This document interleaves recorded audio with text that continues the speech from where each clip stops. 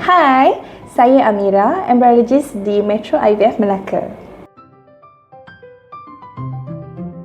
PGTA atau Pre-Implantation Genetic Testing for Aneuploidy ialah satu proses saringan untuk melihat sama ada jumlah kromosom di dalam embrio adalah normal ataupun tidak. Satu prosedur biopsi akan dilakukan untuk mengambil sedikit sel daripada embrio dan dihantar ke makmal untuk dianalisis. Semua pasangan yang menjalani IVF boleh membuat PGTA, tetapi pasangan yang pernah keguguran beberapa kali dan juga pasangan yang pernah mencuba IVF beberapa kali tetapi gagal amat digalakkan untuk membuat PGTA.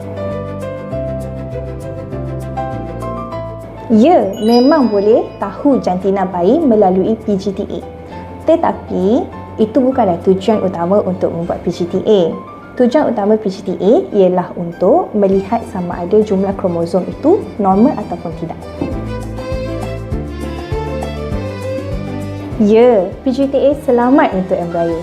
Risiko kerosakan kepada embrio sewaktu prosedur adalah sangat rendah.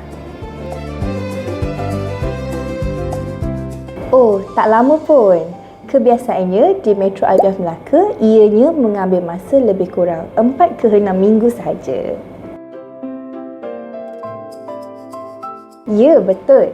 Setelah pasangan mendapat kepastian embrio tersebut adalah euploid ataupun maksudnya normal, peluang untuk embrio tersebut berjaya menempel adalah lebih tinggi.